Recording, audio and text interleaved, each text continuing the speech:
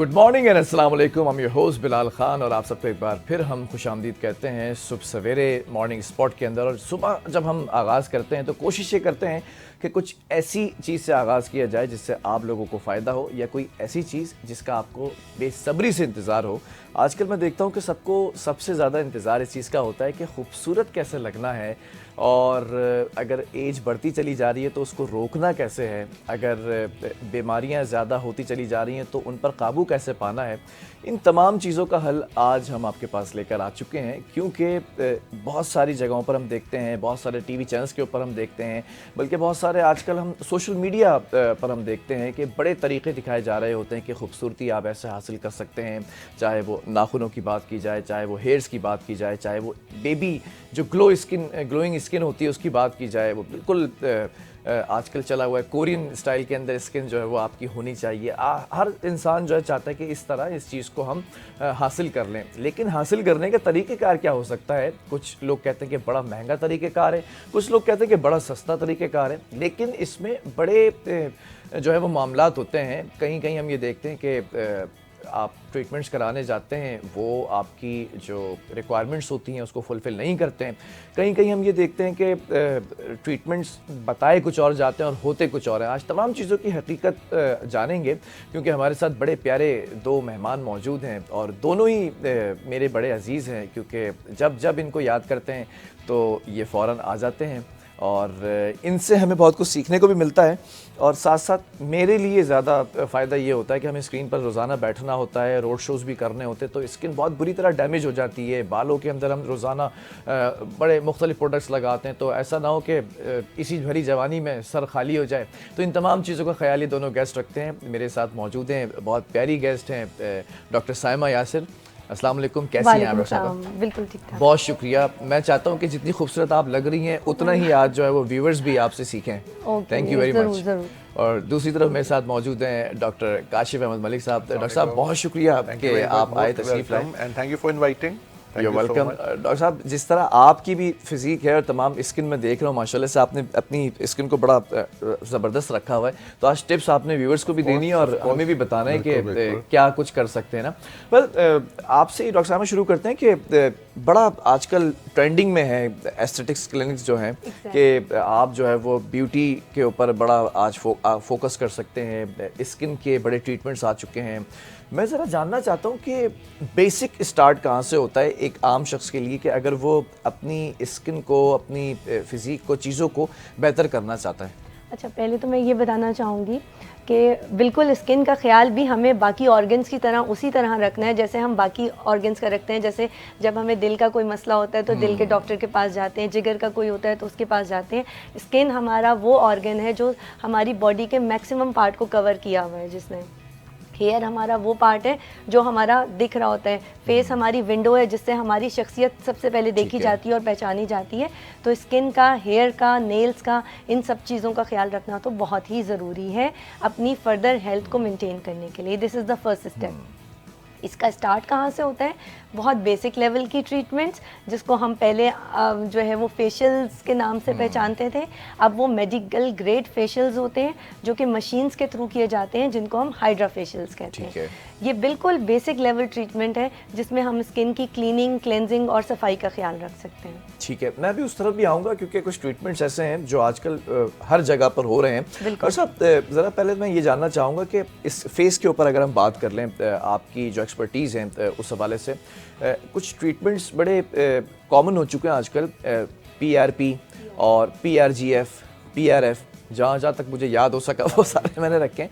ज़रा डिफरेंस भी जानना चाहूँगा कि किस वक्त किस ट्रीटमेंट की नीड है। ऐसा तो नहीं कि हर ट्रीटमेंट एक साथ करा लिया जाए। बहुत अच्छा सवाल है आपका, और मैं हमेशा कहता हूँ कि आखिर लोग हमारा चेहरा ही तो देखते हैं, फिर क्यों ना इसकी बेहतरीन हिफाजत की जाए। और देखिए, हर ट्रीटमेंट एक साथ नहीं किया जा सकता। And I start with a very basic treatment. Of course पहले हम ट्रीटमेंट्स भी देते हैं। आई एज अ डर्मेटोलॉजिस्ट मैं तो हमेशा बेसलाइन इन्वेस्टिगेशंस कराता हूँ। मैं कोशिश करता हूँ कि एक जड़ से पकड़ूँ। मैं इसमें आपको बताऊँगा कि फेस आपका फ्लॉलेस होना चाहिए, तो ये ब्लड टेस्ट आपको हेल्प आउट करेंगे। अगर आप IG कराते हैं तो सेंसिटिविटी बताती है आपकी। अगर फेस पे रैशेस पड़ रहे हैं, रेड ब्लॉचेस पड़ रहे हैं, टिकेरिया हो रहा है, तो इससे हम इम्प्रूव कर सकते हैं। CPESR, डार्क सर्कल्स हो रहे हैं आपको, अगर डल कॉम्प्लेक्शन है, मिलेस्मा है जो कि झाइयाँ हैं, अगर आपका हीमोग्लोबिन कम है तो उसको हमें करेक्ट करना है। हार्मोन्स का बहुत प्रॉब्लम है स्पेशली फीमेल्स में, लेकिन आपको हैरानगी होगी कि मेल्स में भी है ये problem. T3, T4, TSH, two tone skin है, सोलन फेस है, उसके लिए RBS अगर कम ज़्यादा है उसकी वजह से ड्राइनेस हो सकती है, और LFT जो कि लिवर फंक्शन टेस्ट है, अगर इसमें प्रॉब्लम है तो आपके फेस पे पैचेस पड़ सकते हैं। तो मैं तो हमेशा I go for the baseline investigations, because देखिए वी आर डॉक्टर्स, हमें जड़ से प्रॉब्लम को ठीक करना है, ऊपर से हम हेल्प आउट कर सकते हैं। पर doctor Saima will agree with me, isn't it doctor साहब, कि हमें we have to go to the root cause. अगर किसी पेशेंट को प्री डायबिटिक है या डायबिटिक है तो उसके ट्रीटमेंट्स को कोई इफेक्ट नहीं पड़ेगा अनलेस हम उसकी प्री डायबिटीज़ को कंट्रोल ना करें। तो फेस के लिए सबसे इंपॉर्टेंट है कि आपके डार्क सर्कल्स ना हो, आपका स्किन क्लियर हो, क्योंकि एक चीज़ बड़ी कॉमन आती है हमारे पास जो झाइयाँ के नाम से। झाइयाँ बहुत कॉमन है, मिलेस्मा है, ये ब्राउन और ग्रे पैचेस होते हैं, यूजुअली फीमेल्स में ज़्यादा होते हैं, नोज़, फोरहेड के ऊपर, चीक्स के ऊपर और जगहों पे होते हैं। कॉजेज़ का क्या है? सनलाइट, सन एक्सपोजर बहुत कॉमन है हम सबका, और एक सन ब्लॉक को मैं हमेशा कहूँगा never leave home without it. Sunblock ज़रूरी है, लेकिन ऑफ कोर्स सही वाला, डॉक्टर से पूछ के आपकी स्किन टाइप के लिहाज से जो सन ब्लॉक है, इसके अंदर changes in the environment of course और जेनेटिक्स भी होता है। ट्रीटमेंट का सन ब्लॉक है, हाइड्रोक्विनोन है, माइक्रोडर्माब्रेशन है, केमिकल पील्स हैं, लेजर्स है, लाइट थेरेपी, अब तो बेइंतहा ट्रीटमेंट आ गए हैं, PRP आ गए, डॉक्टर साहब को भी पता है।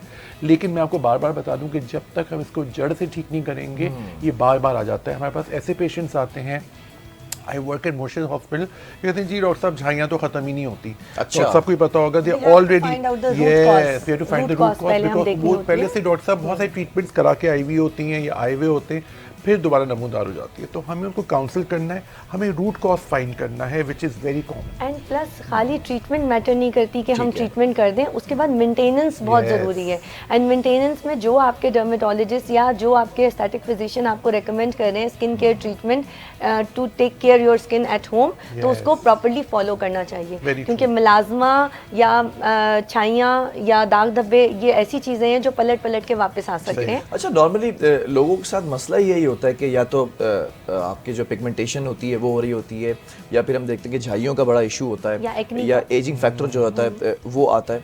तो इनको एड्रेस करने के लिए आप किन ट्रीटमेंट्स को जो है वो कहती हैं कि इनको जो है वो करना चाहिए? बिल्कुल, देखिए इनके लिए मल्टीपल ट्रीटमेंट्स आती हैं। नॉन इन्वेजिव यानी जिसमें स्किन के अंदर हम नहीं जा रहे, ऊपर ऊपर से काम कर रहे हैं, अच्छा। वहाँ से शुरू करते हुए इन्वेजिव यानी स्किन के डीपर लेयर्स तक जाते हुए ट्रीटमेंट्स की जाती हैं।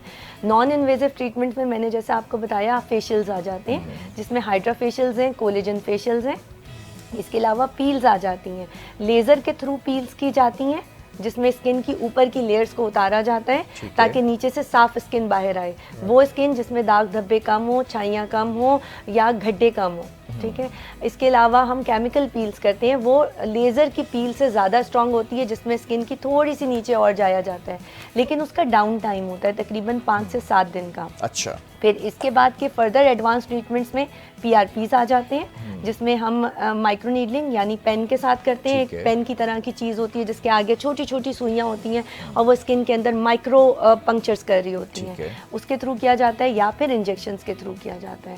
फिर इसके बाद एडवांस में हमारे पास बूटॉक्स आ जाते हैं, फिलर्स आ जाते हैं, थ्रेड्स आ जाते हैं एंड पॉलीन्यूक्लियोटाइड जो कि सबसे एडवांस्ड है। ठीक है। एंड अभी एक लेटेस्ट ट्रीटमेंट जो बिल्कुल डिस्कवर हुए हैं कुछ अर्से पहले ही और काफ़ी ट्रेंडिंग है और काफ़ी अच्छे रिजल्ट्स हैं, दीज आर एक्सोसोम्स, जिसमें अच्छा। प्लेसेंटल ग्रोथ फैक्टर्स होते हैं और वो ग्रोथ फैक्टर्स हम जिस जगह पे डालते हैं ये उस जगह के सेल्स बन जाते हैं और उस जगह को रीजुविनेट करते हैं in the form of collagen और इलास्टिन बनता है और स्किन दोबारा से एंटी एजिंग की तरफ आती है, ग्लो करती है, हाइड्रेट करती है एंड इलास्टिसिटी मेंटेन होती है। अच्छा, कोलेजन के हवाले से भी मैं सवाल करना चाह रहा था कि अब तो खैर वो बहुत सारे कैप्सूल्स भी आ चुके हैं और बहुत सारी टैबलेट्स भी हैं जो कोलेजन को दोबारा से जो है वो बूस्ट करते हैं।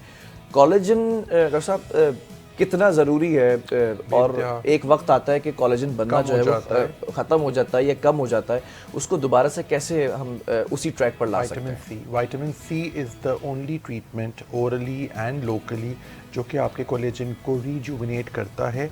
ऑफ कोर्स कोलेजन का बहुत बड़ा हाथ है बहुत सी चीज़ों में कि आप सन ब्लॉक लगा रहे हैं, आप विटामिन सी क्रीम्स यूज़ करते हैं। जैसे मैं हमेशा बताऊंगा फेस को मैं हमेशा कहता हूँ एफ से फ्रेश होना चाहिए, तो उसके लिए आपकी डाइट बड़ी ज़रूरी है, वेजिटेबल्स और फ्रूट्स खाने और प्रॉपर सन ब्लॉक प्लीज़, ये बार बार मैं आपको बता रहा हूँ, ये नहीं कि एक सन ब्लॉक अगर किसी के को सूट करे तो पूरा ख़ानदान वही लगाने लगता है। डॉक्टर साहब को भी पता होगा ये बात, तो प्लीज़ ऐसा ना करें। हर किसी की स्किन टाइप अलग है। मैं आपको जो सन ब्लॉक दूंगा वो मैं खुद नहीं लगाऊंगा, बिकॉज वो वाला सन ब्लॉक आपकी स्किन टाइप के लिए, मेरी स्किन टाइप अलग है।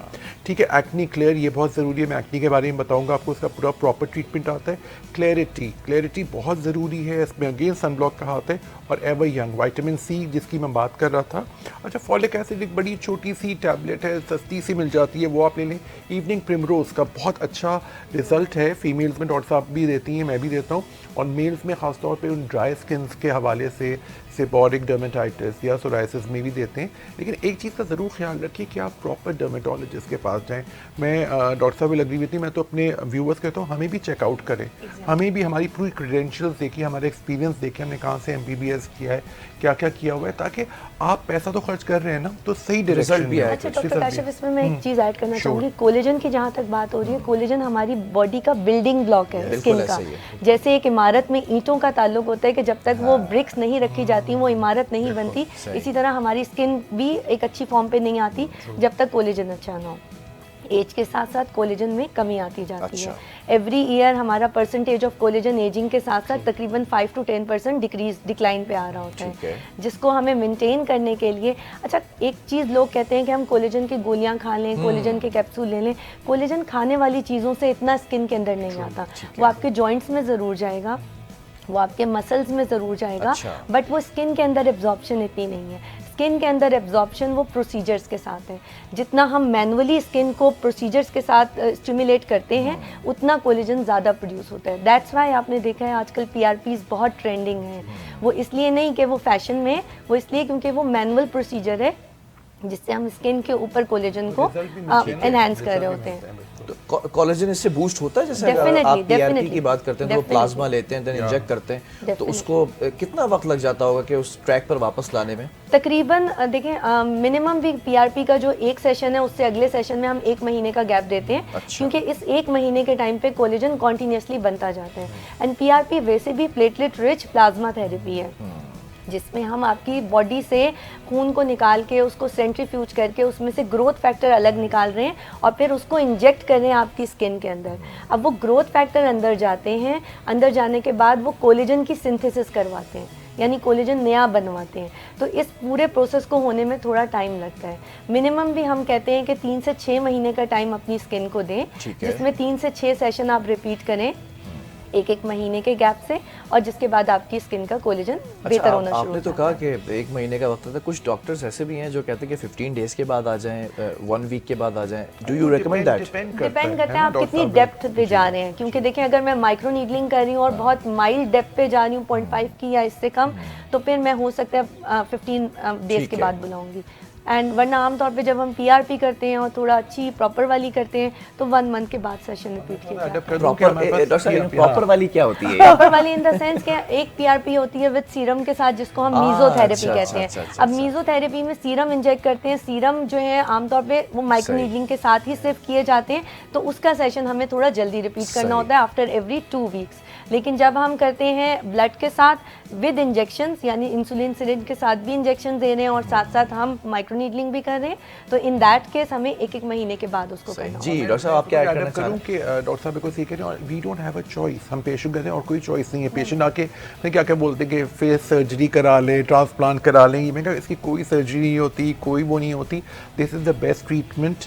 और कोई ग्राफ्टिंग है ना, डॉक्टर साहब के पास ही आते होंगे लोग, ज़ाहिर है बहुत ज़्यादा परेशान होते हैं, स्पेशली पोस्ट एक्नी स्कारिंग के अंदर, स्पेशली पोर्स के अंदर बहुत अच्छे रिजल्ट्स हैं। लेकिन डॉक्टर साहब की बात बिल्कुल मैं सेकंड करूँगा कि हम एकदम से स्टार्ट नहीं करते हैं। We start with step by step, gradually. अगर पहले ही जैसा अगर मैं तो कंजर्वेटिवली ट्रीट करता हूँ, अगर उसमें मुझे रिजल्ट आ गया तो डॉक्टर साहब लेट्स बी रियल, इतनी महंगाई है, इतने प्रॉब्लम्स हैं, अच्छा हमारे पेशेंट के पैसे बचेंगे तो हमें दुआ भी और मिलेगी।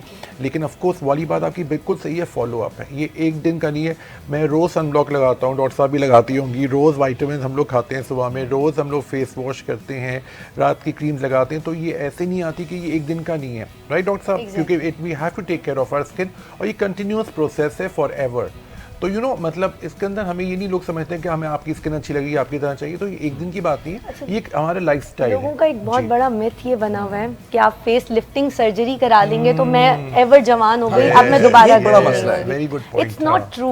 अच्छा है, आप इसके ऊपर बात करिए प्लीज। देखिए उन्होंने आपकी स्किन को खींच के जरूर लिफ्ट अप कर दिया है, बट जैसे जैसे आप एज करेंगे आपका जो नॉर्मल कोलेजन वापस स्किन के अंदर है वो कम होगा, स्किन दोबारा लटकेगी। सो इट्स नॉट कि आपने जिंदगी में एक दफा लिफ्टिंग सर्जरी करा ली, इसके बाद दोबारा कभी सर्जरी नहीं करानी, आपको री सर्जरीज कराते रहनी है, and it's an irreversible process. ठीक है, इसी पर गुफ्तगू जारी रखेंगे। एक मुझे छोटे से कमर्शियल ब्रेक की तरफ जाना है व्यूअर्स, और आपने चैनल चेंज नहीं करना है आज, क्योंकि अब ब्रेक से जब वापस आएंगे तो हो सकता है कि कोई ऐसी बात डॉक्टर साहब बताएं जो आपके लिए कारआमद साबित हो। छोटे से एक कमर्शियल ब्रेक के बाद वापस आ रहे हैं।